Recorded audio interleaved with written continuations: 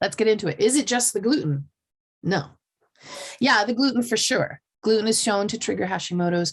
Gluten is a protein if we consume a lot of over the course of time, has the potential of triggering our immune system to have some type of reaction to it.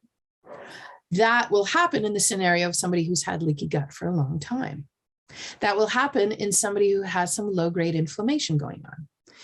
Low-grade inflammation shows up as chronic disease, chronic health conditions, stuff that takes 10, 20 years to show up. When you've got that, I don't know, I don't feel so great, you go to the doctor, they run all the tests and they come back and say, no, you're fine. And you're like, well, I don't feel fine. Some of the contributing factors there could potentially be a leak. That could be an indicator that there's leaky gut going on, and gluten itself could be one of those contributing factors. Not necessarily in every case, but it happens to have that potential to trigger a lot. Or it's found that those foods that contain gluten can be one of those triggers.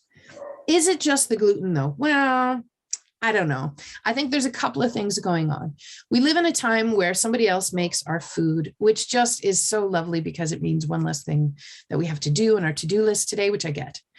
But one of the things that we've gone to is we're eating a lot of simple, refined grains.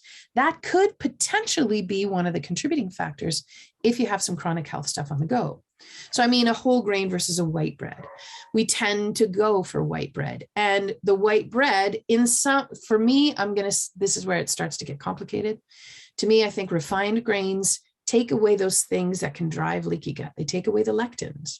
They take away the enzyme inhibitors. They take away some of that stuff that drives inflammation. So in that sense, refined grains don't have the stuff that turns off your digestion and contributes to leaky gut and triggers your mast cells. Phew. Wait a second, they still have gluten. Gluten could be one of those triggers to your mast cells as well if you have histamine stuff, potentially. Not for everybody, and not everybody who has histamine will have gluten as one of their triggers, but it could be. I don't know, it could be. There are tests that you can take, and also I don't know how accurate they are, and also I have a solution anyway that does not involve testing, so let's get into that in a minute.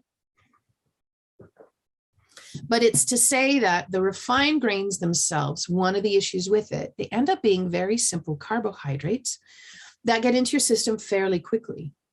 And if you rely on those refined grains quite a bit, and you tend to eat them by themselves, they can drive inflammation in the body.